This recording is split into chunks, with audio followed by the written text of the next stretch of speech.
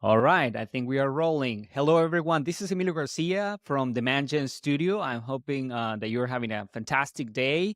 And today at the studio is with me, Andres Glusman from Do What Works. Andres, welcome. How are you today? I'm doing great. Thank you for having me.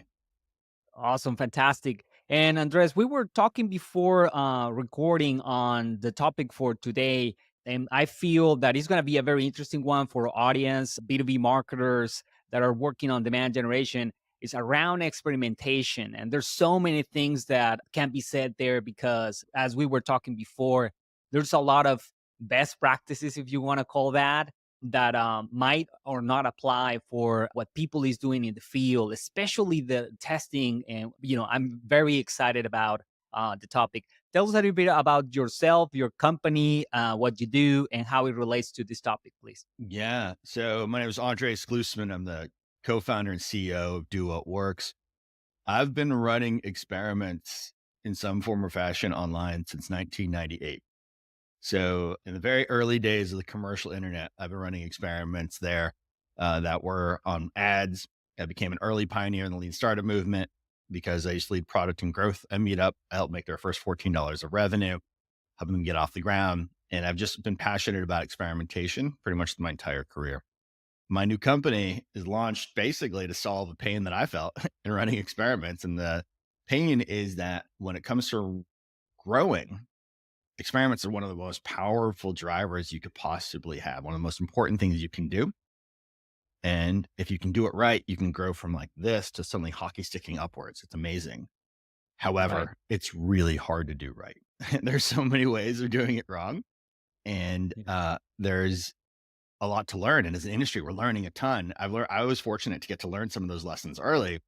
And what we've built is a technology that allows our customers to see the experiments that are being run by other people in their space in order to not reinvent the wheel, not recreate the experiments that don't work, and really hone in on the things that do, disregard conventional wisdom, and instead focus on the things that are more likely to move the needle. So we built this really cool platform initially as a toy, and then it snowballed into this thing that's much, much bigger now, being used by some of the world's largest SaaS companies, six of the world's largest streaming brands, banks, et cetera, et cetera. So it's a really fun product, and mostly because I just get to play around with experiments all day long and see what everyone's testing and learn without actually having to do all the work of running the test myself.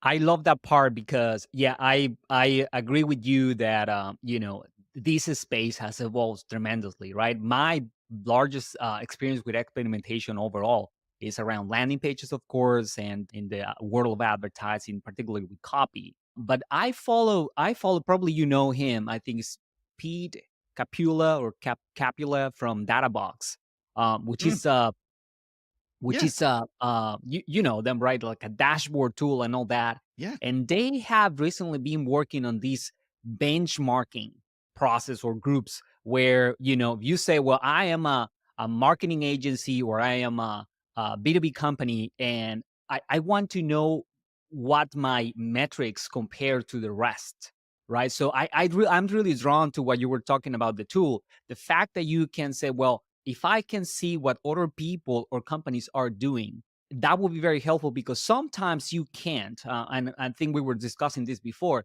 For me, the two reasons why you might leverage what someone else is doing instead of waiting for to see what happens on your own field is because sometimes you don't have the volume to run those experiments or the time, right? Eventually, you will get the data. It's just that if you have very low volume, it will take a long time.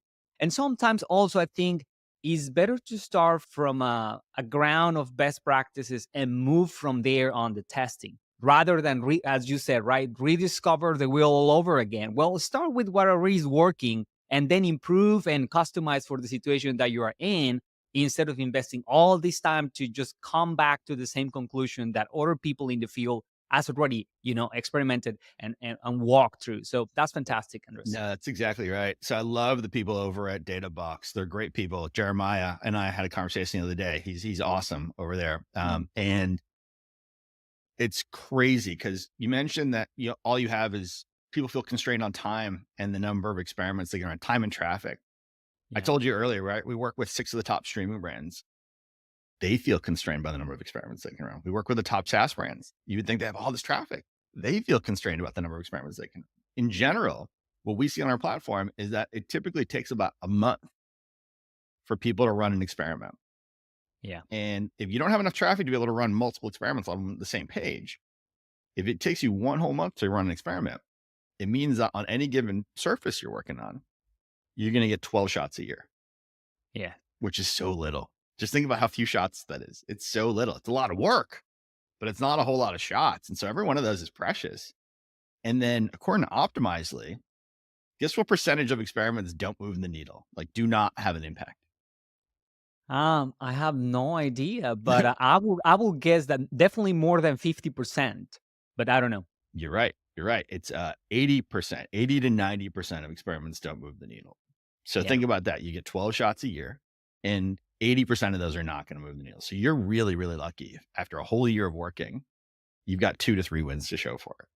Yeah. And And I'm not surprised because let me tell you the other thing that I feel is overlooked when you're running experiments.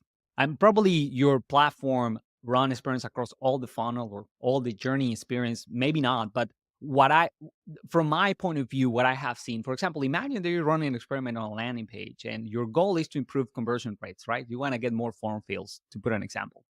There are things that you can do to improve that number, right? You change the number of fields, that headline, all those things that you can do. But I have seen that even for experiments that move the needle in the metric that you're measuring, mhm, you still have to wait to see if the metrics that follow on the path are really being impacted in a positive way, right? I've seen experiments or strategies where you increase the lead volume but quality goes down, mhm, and then total new business doesn't go up, or it takes longer to close those opportunities, right? Because the quality is not there. They are not, for me, quality is code for are you ready to buy, mhm, right? Not every lead is bad because they're not the right buyer. It's just that they don't have still the intent. And if you lower the barrier of entry, you're pretty much what you're saying is accepting low intent leads or conversations with people, and you're just working more for less impact. So I mhm, agree with you that what moves the needle, I didn't know that it was 80%. I'm not surprised that it's more than 50%, but I will even argue that you still have to follow up what happens after the metrics that follow, because usually on experimentation you will be experimenting with leading indicators, but mhm. the lagging indicators are going to take another 3 6 months. That's right. It's like air in a balloon. You can squeeze the air from one part of a balloon and it kind of moves to the other part for sure. And Yes. so it kind of is bad news on bad news in that regard, in that it means that it takes even longer to get results than you can work on or act on it or work on. So it's not good news for the conversion rate optimization community or for the growth community. The good Yes. news though is that when you do get a win, you're like, why are people crazy? Why would they be dumb enough to do this thing? And they'd be insane to try and run all these tests if they're constantly going to fail. When you do get a win, the impact has a pretty profound effect on your overall metrics. And so for the same amount of money that you're spending, for the same amount of traffic that you're getting to your site, you're suddenly getting more customers, you're getting more leads. And then your cost per lead, your cost per customer went down. And now you have a more profitable customer. Now you can outspend your competitors when you're bidding for different words, right? Or for different places on the different platforms. You can now spend more because you're more effective than your competitors, which gives you a leg up. And so it's a little bit like the VC model, like venture capitalists who, they're lucky if they can get 1 in 10 things to be a big hit. And that's sort of what the conversion rate optimization community needs to be doing too, or how they need to be thinking about things. And when they do, they get big, big wins. And so, it's the wins definitely outweigh the losses. It's just a question of, well, hey, how can we just tip the odds to make it so that we win more often along the way? I love that you're talking about that point because I couldn't agree more that we need to see experiments and overall new and marketing initiatives as what VCs do, or what R&D departments do, right? Hmm. As we say it all the time, you gotta be okay failing, you gotta be okay, and but in practice, we truly do not behave in that way, right? For the few I haven't run, like you were saying, hundreds of experiments or thousands of experiments, because at least for the clients that we work and for the industries that we work, the volumes, rarely justified or, bring enough data. But I can tell you one thing that I've experimented, especially for the point of contact, which is we go out there with the experiment with the assumption that the trial or the test versus the base is going to work, right? Hmm. We don't go with the assumption that this might fail. Like Hmm. usually is, I feel strongly that this is going to work, and for that for me matters because then you don't do what you are describing. Having that idea that don't think that you run one experiment and that will be the one that hits and that's it. It's got to be like BCs. It's got to be like R&D. Is we're gonna work on all these initiatives, right, to develop new features, new products, new technology. Most of them will not progress, and we will have stages where we will say, well, our first initial idea is to get this change to this point. If that works, we continue and put more resources. And if it doesn't, we stop it and we learn from it. Right. And there is value in investing time on trying stuff that doesn't work. But that's something that is very hard for organizations because they want, as you said, right? They want the stick growth, jockey stick growth, Yeah. but they are not willing to put the time for all the failures. Yeah. Yeah. It's extremely humbling. And you're right. And don't get me wrong, it's terrible to lose. Like nobody likes losing. Losing is painful, especially if you just spent a month doing it. Like, nobody Yes. feels good about it. And it's a really hard job if you get 4 losses in a row on your way to your fifth loss and your fifth one, which is a win.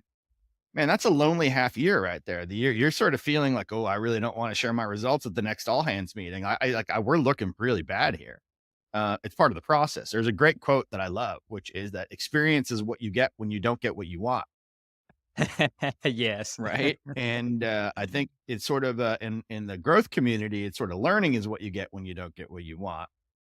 Our point of view, though, and kind of what I think the world needs is exactly what you're saying, which is one, you need to have the right mindset that you're going to learn a lot. And then the other question is, well, shoot, how can I learn faster? How can I learn from others? Somebody said the best kind of test, the best test is the one you didn't run. Yeah, exactly. And so that's really what we're all about. And so it's really sort of about how do you hone in on a signal? It can be a qualitative signal. It could be a data-driven signal using our platform. It could be conversations with it. So how do you get a signal as early as you possibly can Yeah. in order to But inform the decisions you make to do better and get better odds? now, let me ask you this. Now you're mentioning that part. In your experience, maybe based on what you have already in your platform or overall in the marketing, marketing things or things that marketers can do for experimentation, where do you see the most need on this? Right? Is where do marketers experiment the most? Mm, Or where do you think they want to experiment more, but they can't right now because of the constraints of tools, volume? A challenge is to get signal, as that's you are right. That's describing right. it. I love that because that's the other thing, right? Is that you truly, as you said, moving the needle for me is, are you getting the proper signal or it's just noise? That's right. That's right. And so usually experiments follow traffic. Mm, So people run experiments where there's the most traffic. It's a good thing too, by the way, because where there's the most traffic is where there's the most impact. So improving a 10% improvement on a page that gets 10 people a month versus a page that gets 10 million people a day, at 10% means a lot more. So the places where there's the most traffic is generally a great place to focus because that's where you get the impact. In fact, the head of Asana's growth program, I love this term. I wish I could take credit for it, but I promised him I'd give him credit for it. The head of mm, Asana's growth program calls these golden pages.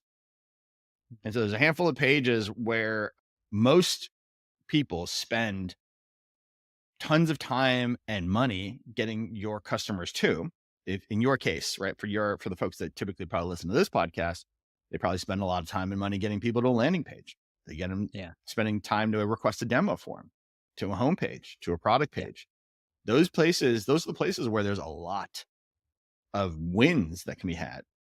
A 10, 15, 20% improvement, or start stacking those up over and over again. That's a lot of improvement on this place where they're spending a lot of time and money. So that's where the experiments should be happening.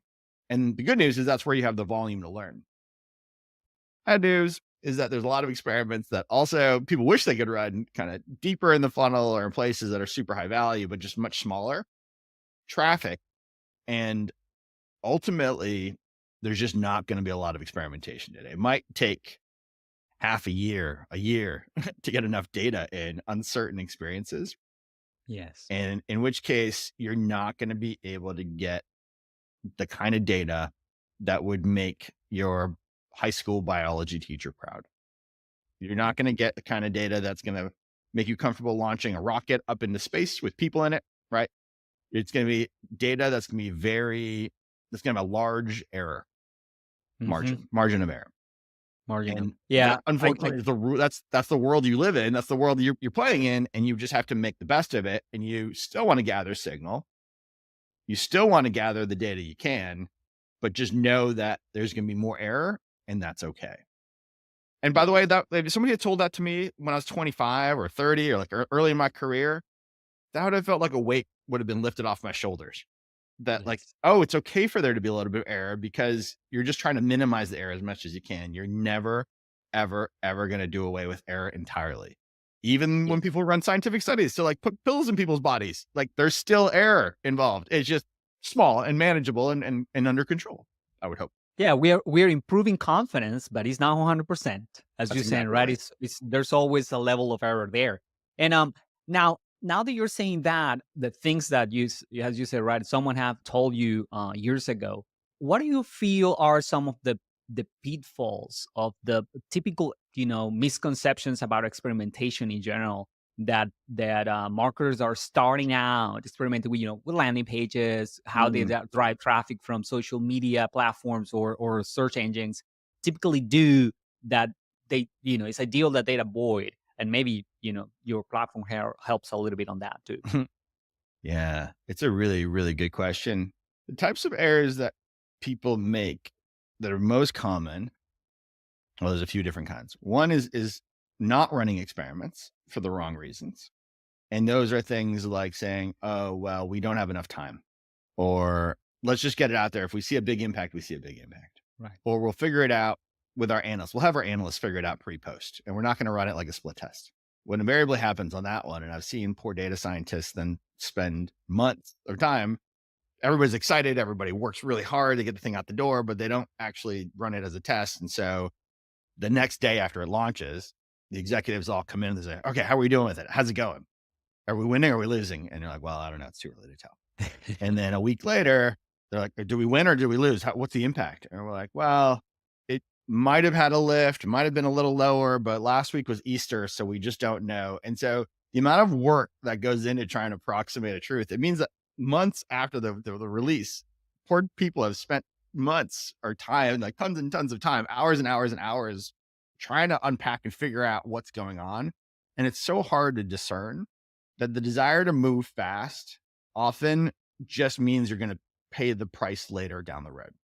So you might get it out the door. You might get it live faster, which feels good, Yes. but you're not actually learning faster. In fact, it's probably going to take you longer to learn than if you had just run it as a test, is sort of the unfortunate truth. So that's kind of one. The other big mistake that people tend to make is to want to be very precise and to want to be extremely scientific about every pixel on the page. The good news with that is it's like, why wouldn't you want to be that? Because like, it's so fun. You suddenly have an opportunity to learn. Is a red button better than a blue one? Is the copy on the button more important? Is the shape of the button more important? Is the size of the button more important?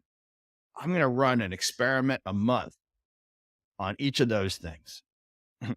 And you're like, I'm really going to learn what works or doesn't work on buttons. Great. Now 5 months have gone by. You've learned you learned 5 things. That is it really worth spending 5 months on like being very, very, very precise in what you've learned? And what we'd love to see people do is to be a little bit more holistic and use other people's experiments as building blocks. But even if you don't do that, is to be holistic in terms of thinking through like the ultimate delivery vehicle or what you're trying to change and put things together that sort of solve for the end user problem more dramatically or more in a more interesting fashion and Yeah. assemble pieces together to run tests. Obviously, it helps to do that when you're leveraging like the individual building blocks and you have good certainty on what you know. But the other flaw that I see people make, especially people with not enough traffic make, is to be very small in their experiments in order to maximize learning, but the learning doesn't necessarily maximize impact. And you need the right mix of learning and impact.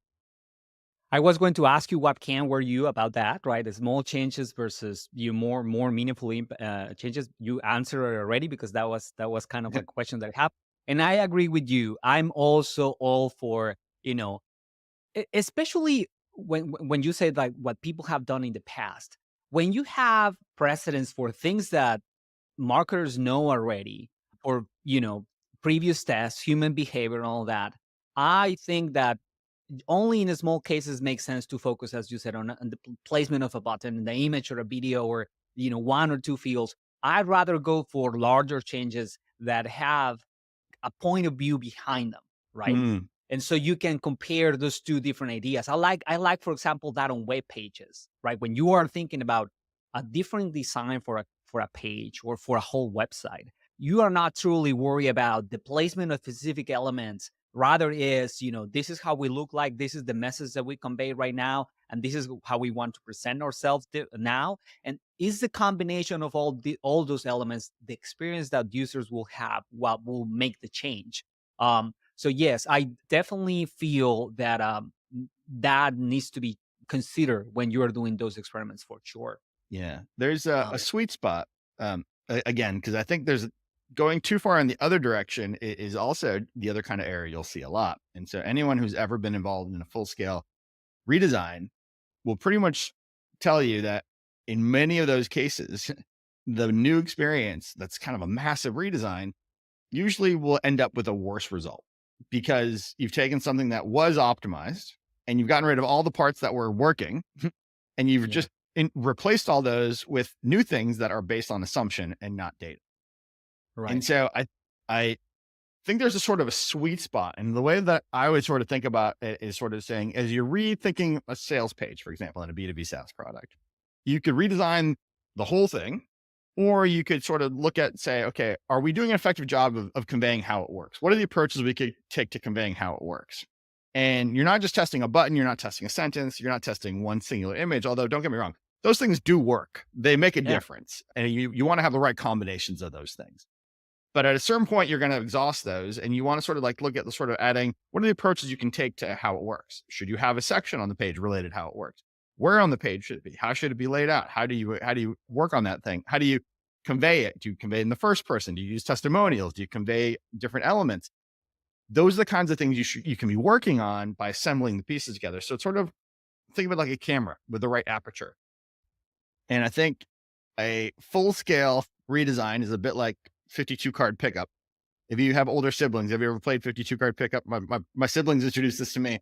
52 card pickup is when your older sibling says, "Hey, do you want to play 52 card pickup?" And you say, "Yeah, that sounds cool." And they basically take a deck of cards, they throw it in the air, and they say, "Great, go pick up those 52 cards." no, I haven't heard of that one. You might be an older sibling. If you have older brothers and sisters, you probably at least my older brothers and sisters did that to me. We'll do Uh, that. so when it comes to playing 52 card pickup, that's what a redesign is like. You basically take everything in the air and you throw it, and it's like, okay, now we're starting over. There are times to start over, but the better approach is to sort of go like building block and with the right level of effort. No, and it's true because we need to don't remember that we work within constraints. Because for me, websites in general, not only landing pages, need to balance the act between being different and attractive, and like improving workflows, but being also a little bit familiar to what's the rest. Because we, Hmm. just like with any other interface, right? Users expect things being in some places, right? If your menu is on the lateral part of, like, just because of the sake of it, makes no sense, right? So there are certain behaviors that users expect from their websites, and when you violate those, usually will have their worse performance. So it is a balancing act of introducing new elements, but at the same time still being familiar, for sure. That's right. That's right.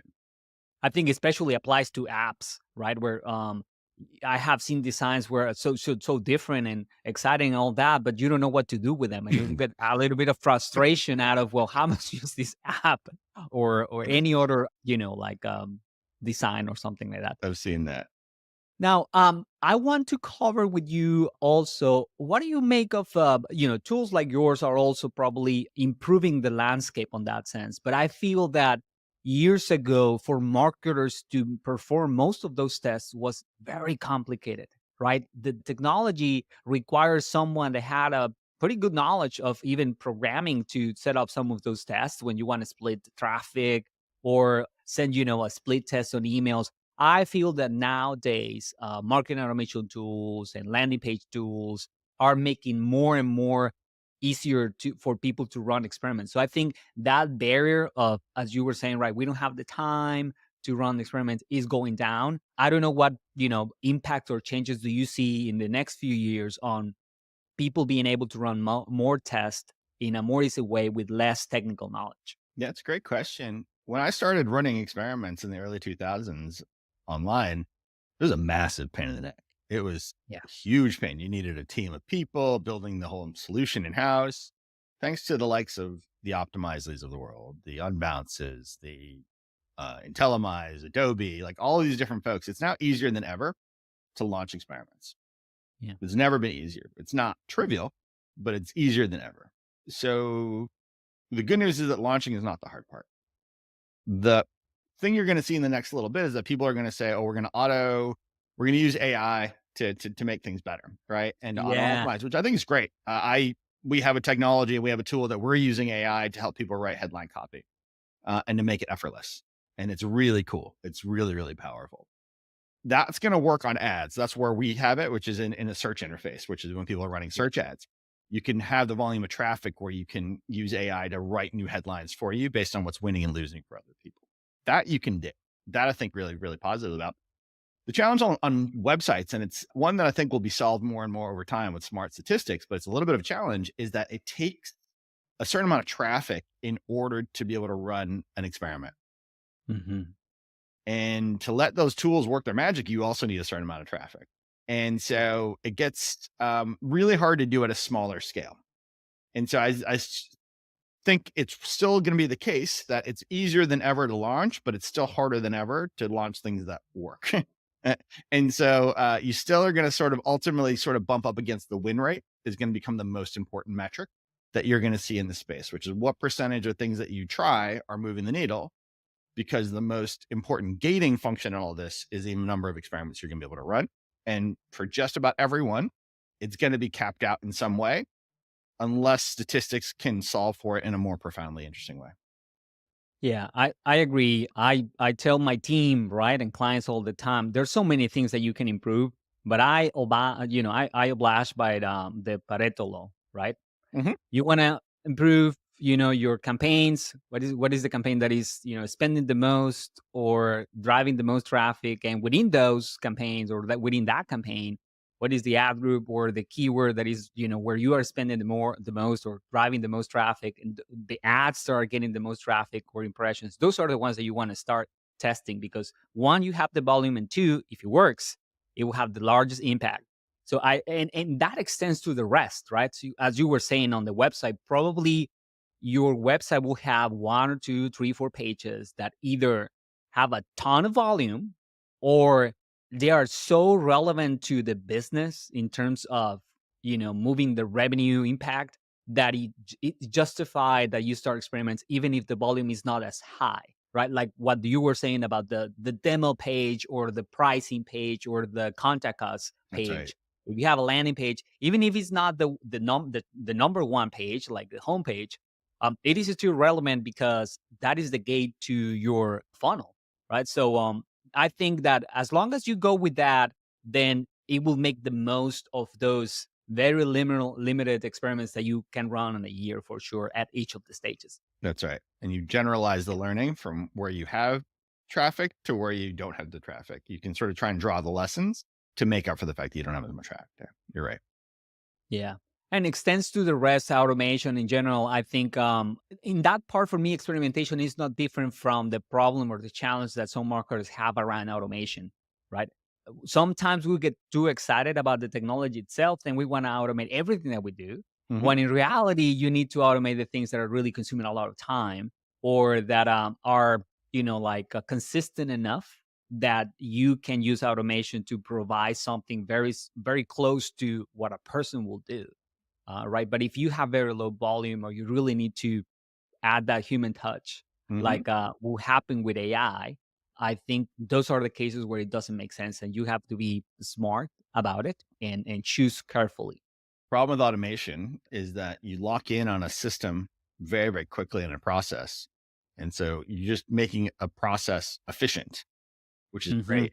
We as a company, when we're launching new things, it's extremely painful, but we will do a lot of things that technology could do, but we'll do it manually first. Yes. We'll suffer through it to really experience all of the different edge cases. It's very painful. It's not fun. It leads to much, much better product and much better user experiences because you're running into those things in real time, solving them manually, and then Yeah. figuring out how to automate them or how to solve for it in an automated way. That's what creates really cool experiences. But I do not. It's not the fun way to live. It's not the fun way to make product. I think it's the effective way to make product, but it's really painful. No, but it's true. That element of manually doing things, and I know that we are talking not right now about automation, but applies to experimentation. I remember one thing that I want to mention is that I draw from how science works around experiments. In my past life, right before being a marketer, I have worked for many years on manufacturing companies as an engineer. I'm a mechanical engineer by trade, and I remember in those days that for all the production line, it was electronic manufacturing company. Engineers wanted to run experiments, and they fall into this trap of just testing something without a hypothesis, Hmm. right? Without an idea of what is exactly what I'm trying to test. So I used to remember you like, well, there's physics around this, right? And I know it's a little bit silly comparing that to marketing, but in Not at all. marketing, there's psychology around human behavior, right? Hmm. So it's the same with testing on experimentation on marketing that you will do in physics. If you are gonna run an experiment, there's gotta be some physics background there that you can use to at least create a hypothesis that will have that experiment within a acceptable range rather than just say, well, I would just run different temperatures because I want to find the optimized spot. Well, you can do some calculation and estimate where it's going to be and just test around. Hmm. So I think that's another pitfall that is very important for marketers to prevent, right? Is that we want to test with a purpose and also remembering that while, you know, tools and machines and AI will render some recommendations or results, at the end of the day, what we do is based on human psychology, and there are things that we know about there, right? Hmm. That we need to remember before running experiments blindly, I guess. That's right. That's right. My friend Eric Reese, who's a guy who wrote the Lean Startup, I think it was him that said that if you don't have a hypothesis, you're going to run a test and there will be an outcome, but you're not necessarily learning anything. Right, So right. you're launching this thing. Did the temperature go up? Did the temperature go down? Did it explode? Did it not explode? The real question is sort of like, what are you trying to learn, and then working backwards from that, from generalizable principle. So I agree Yes. with you.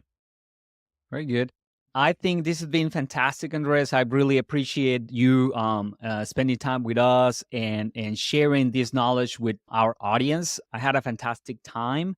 I appreciate it. And if people want to know more about experimentation and your field of expertise, or about the platform that you're building, where they can learn more. Yeah. So they can find our website at dowhatworks.io, and they can find me on LinkedIn. And I like to pontificate and share knowledge there too. So you can find me on LinkedIn. I'm Andres Glusman.